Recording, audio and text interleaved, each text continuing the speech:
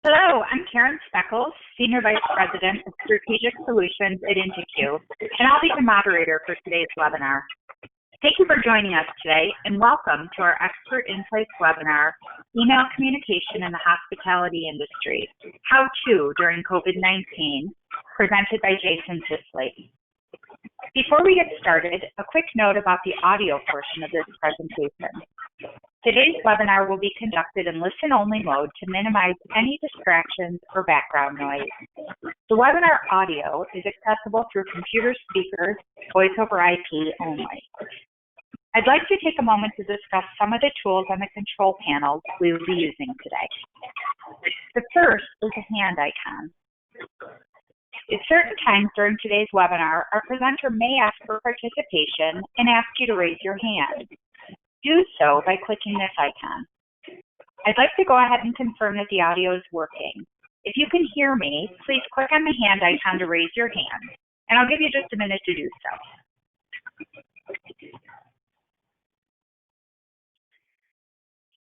Okay, great. Thanks for the confirmation. The last feature I'd like to point out is the question box. Please submit any questions you have during the webinar here. You may submit questions at any time, and we will send out a question and answer summary to everyone after the webinar is over.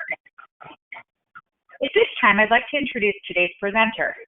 Jason Sisley is the President and Head of Strategy at Den Aviary, a key strategic partner of Inte Q.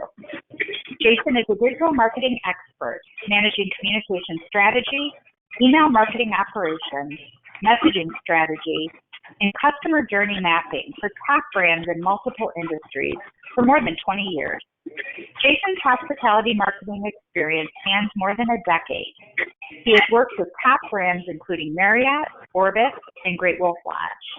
And with that, I'd like to turn it over to our presenter. We hope you enjoyed today's presentation. Jason? Excellent. Thank you, Karen, and thank you everyone for joining us today. Really appreciate it. As Karen mentioned, I am the president at Den Aviary. We're a marketing agency that specializes in email marketing. But just to highlight a little bit about my experience, I actually got my start in marketing a little more than 20 years ago with Marriott, running portions of their email marketing program.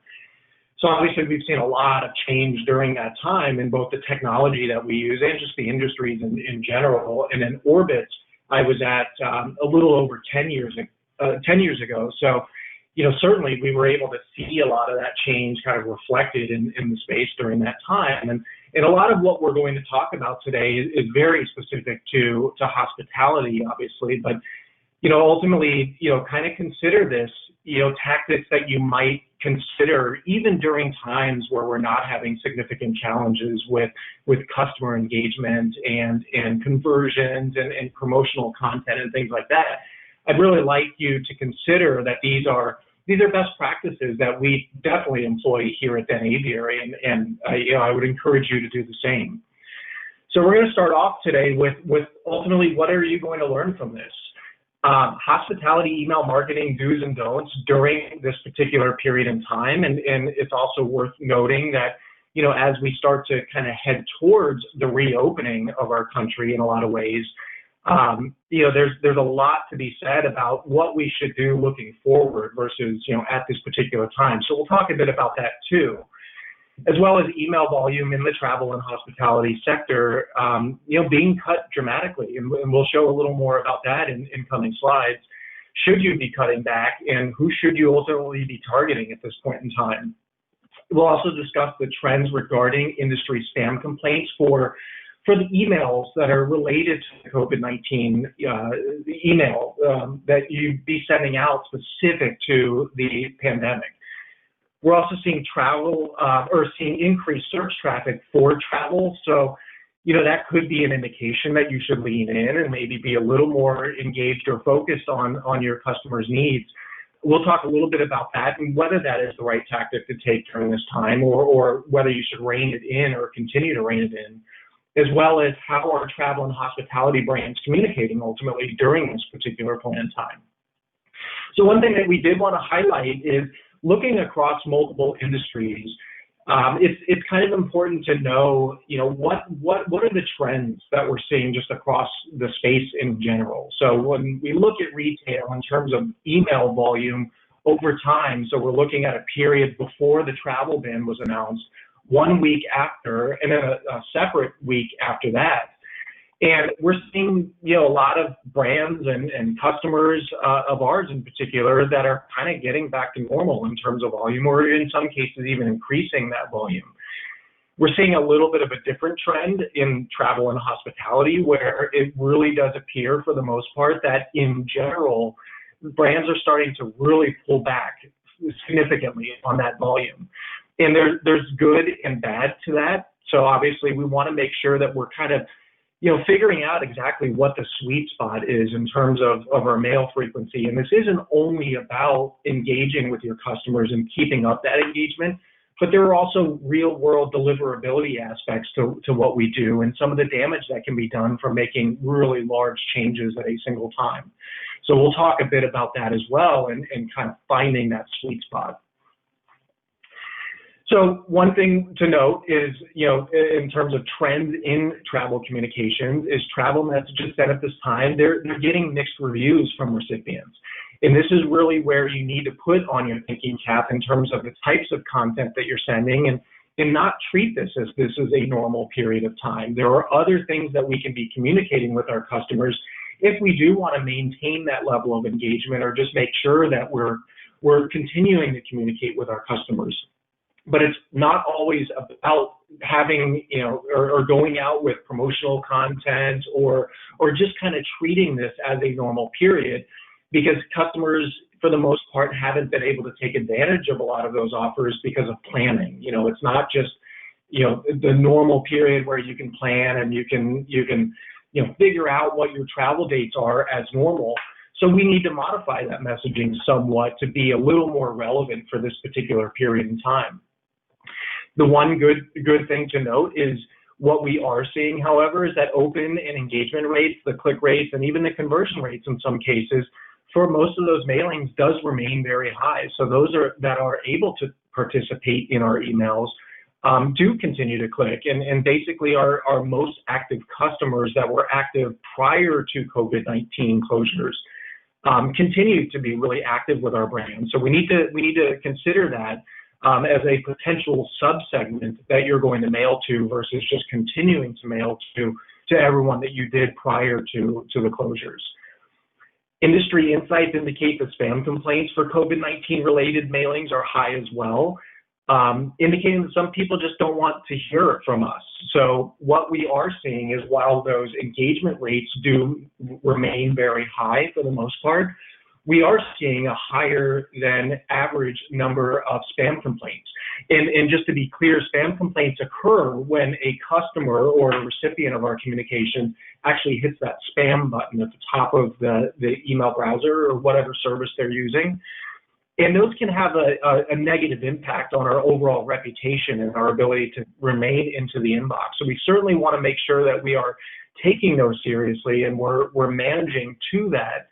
And the important thing to note there is most email service providers that are used, especially within the hospitality space, they do a really good job of managing that process and opting those customers out, which is good for future deliverability. But it's worth noting and keeping an eye on those rates, because it could be an indicator that you may want to scale back in a volume perspective, or use that information to determine who your customers are that are going to engage in your emails but are unlikely to complain about the spam.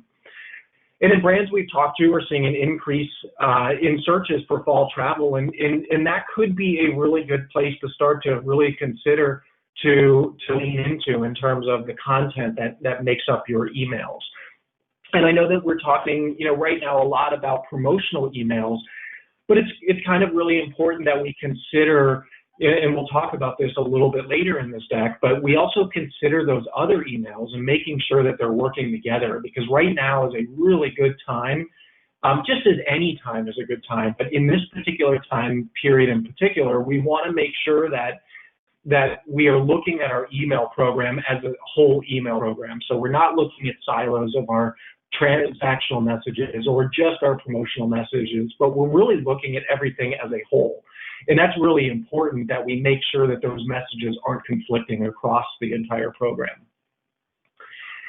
So however business is managed, now is the time to be super disciplined and consistent. And I'll talk a little more about the consistency because I believe that that is a very important aspect of how we start to plan for it, both coming out of closures and starting to reopen things back up and getting back to our typical frequency and typical volumes of emails.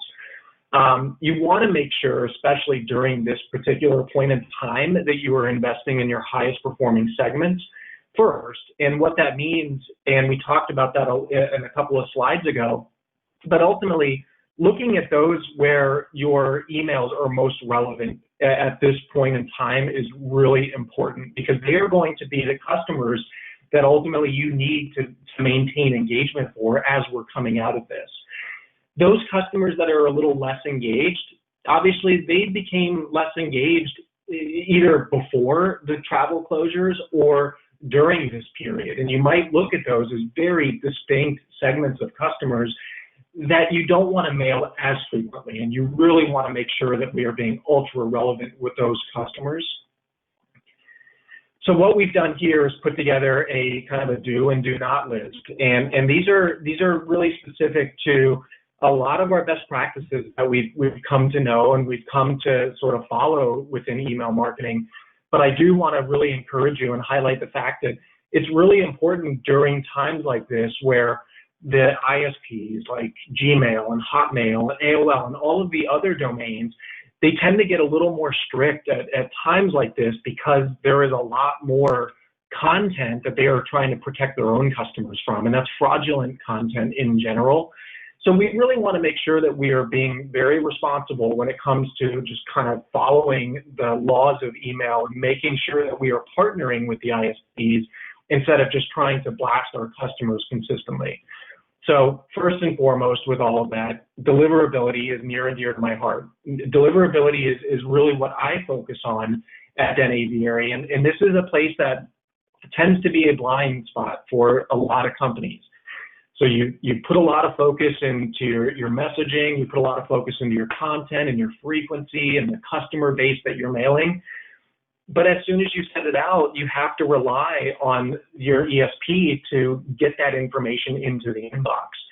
But it's not as simple as that. If you take your eye off the ball and don't measure deliverability, you really can't be sure what's going on within your base of customers. So you may look at an open rate decline as a pure open rate decline, when in fact, it could just literally be that a lot of your messages aren't getting into the inbox.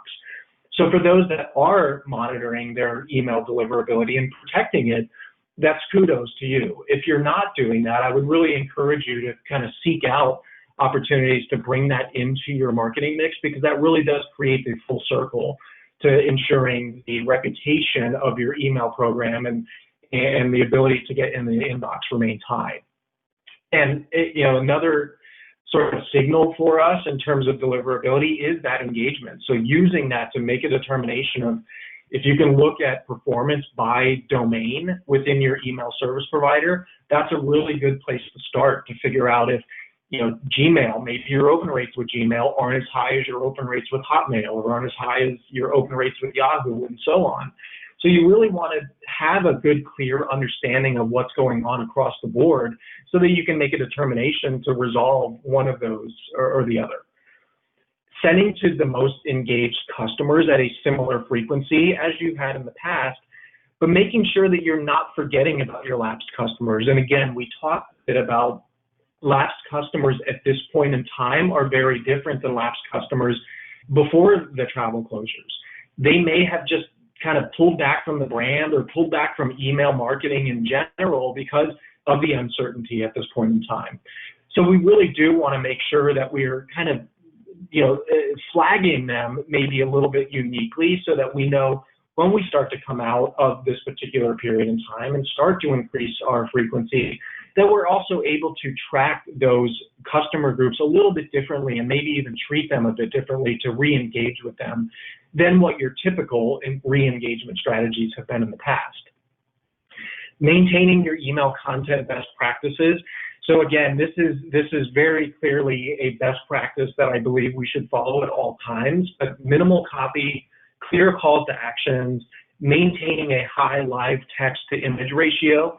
And to go a little more into that last bullet, the maintaining a high live text to image ratio, the reason that is really important, and especially during this time, is we're sort of seeing it all over the place where large senders are starting to embed a lot of content or copy or even promotions into images versus having it be live text in their emails. And the reason that can cause some issues mainly is because the ISPs are really good at being able to index your content and understand the content of your messages. And ultimately, they are trying to protect their customers as well. So to ensure that the ISPs know that you're not sending fraudulent behavior or asking people to log into the website via strictly an image, it's really important to make sure that you have live text so that they understand what the content of that email is.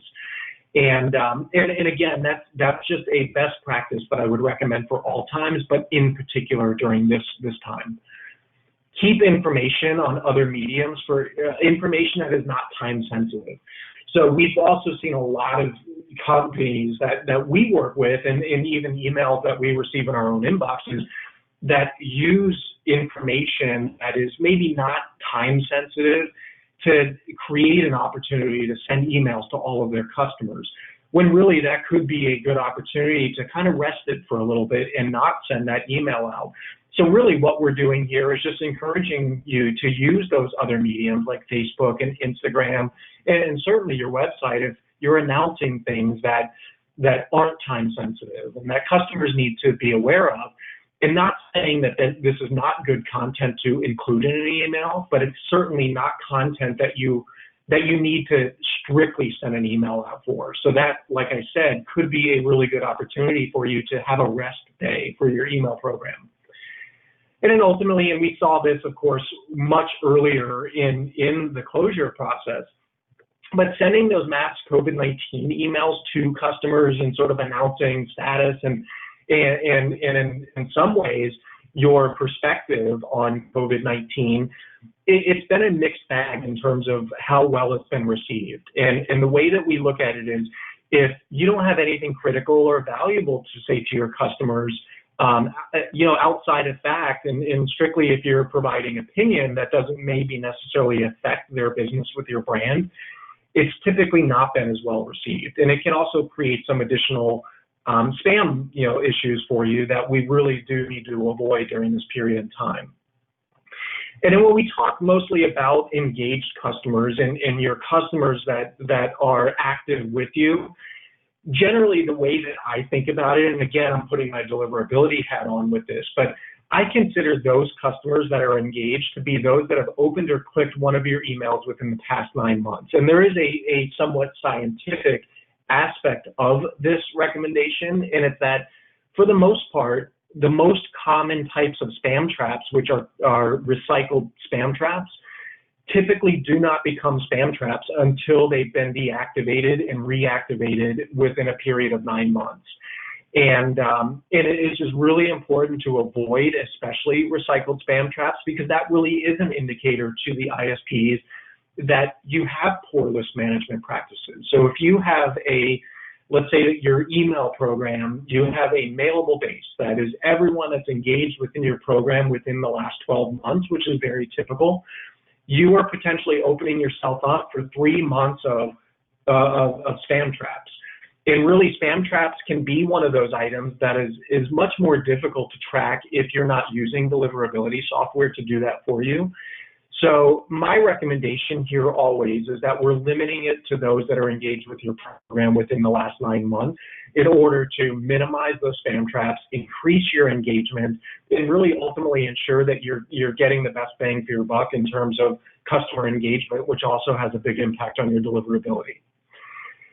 And then another thing that we saw, this is probably much earlier on in the process, but we may also start to see kind of an increase in this type of messaging. But mentioning that your business is suffering, is a very difficult prospect at this point in time because most businesses are suffering.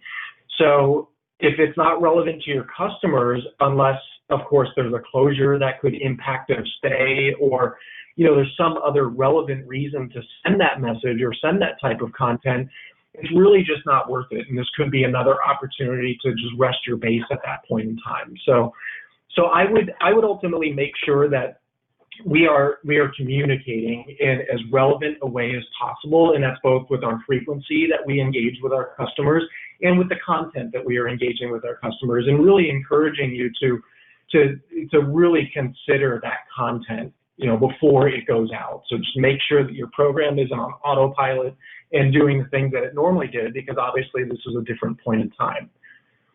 A global pandemic may or not be a business opportunity for your brand. And obviously this is probably less specific to the hospitality industry, because for the most part, all hospitality providers at this point are being impacted in some way or another.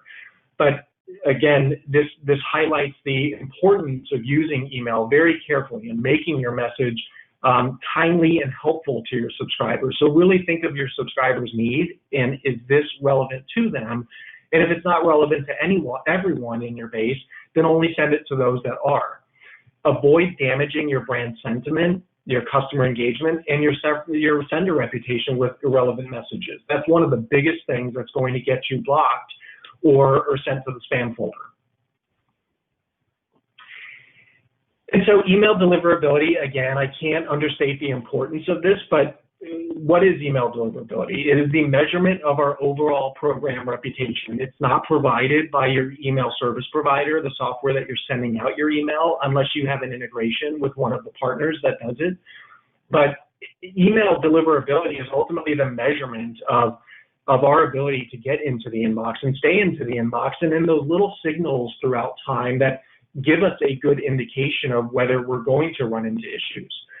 Deliverability is also a major issue for brands at this point, as I've mentioned before, because of the number of fraudulent emails that are being sent out with, snake oil and all these different things that people are trying to sell to cure COVID-19 or request to donate.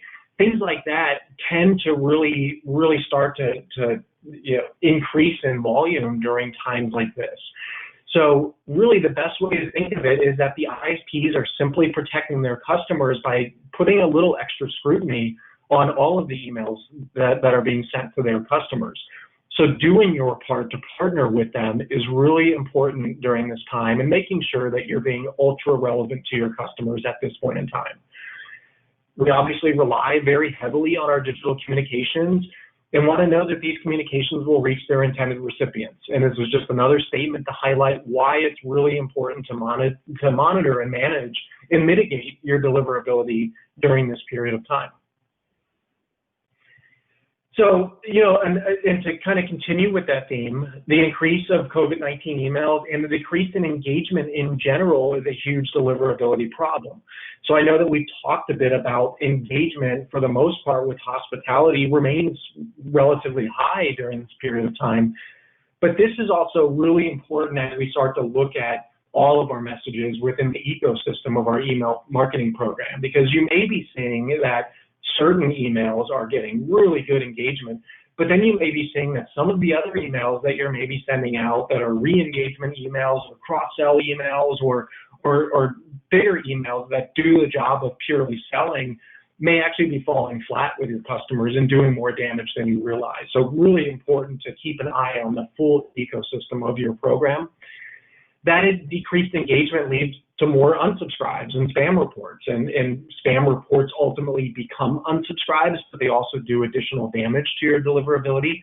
It's really important that our churn rate, or the number of unsubscribes based on the number of new customers that we're getting at this time, remains in a very healthy spot, because ultimately we need to come out of this with a group of customers that is willing to take advantage of our services again. So we want to make sure that we're not burning through our list in a negative way.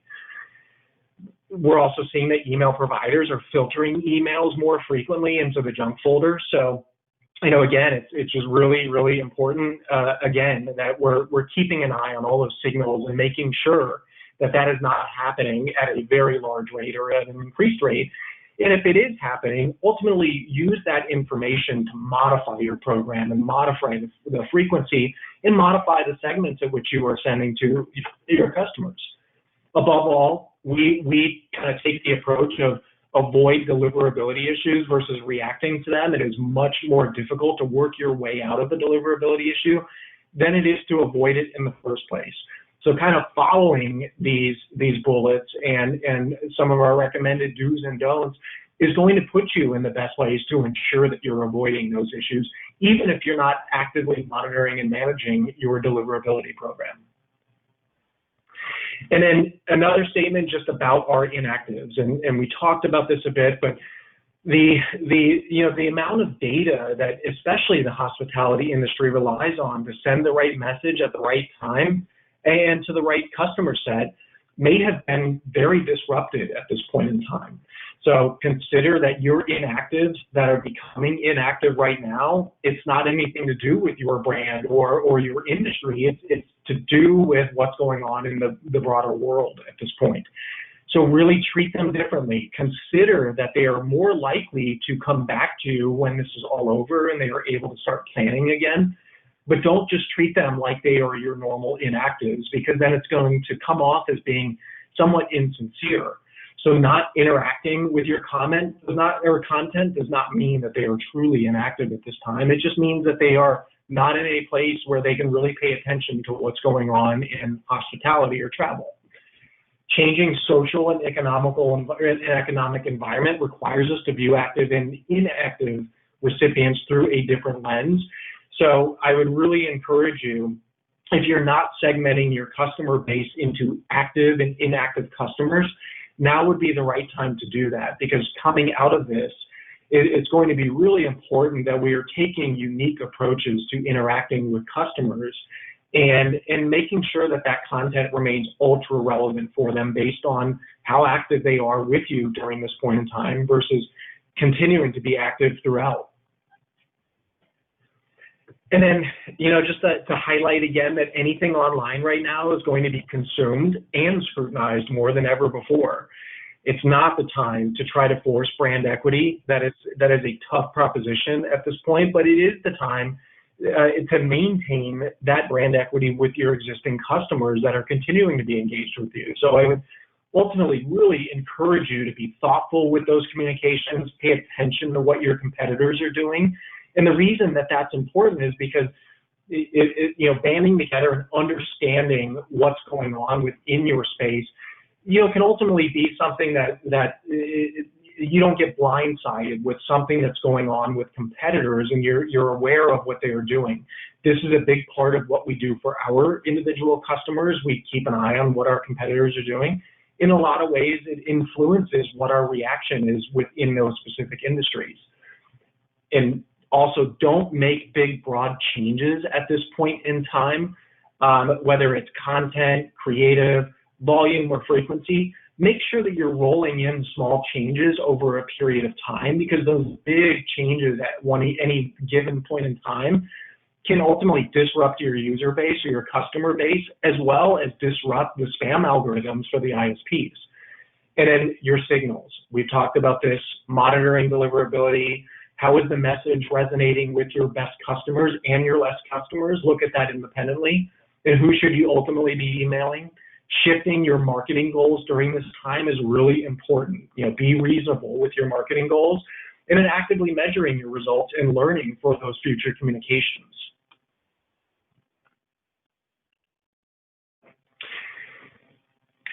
So, obviously fall is what we're looking at in terms of being able to ramp our volume back up and be able to more or less get back to normal. So, just ideas and some thoughts about content that resonates with those customers.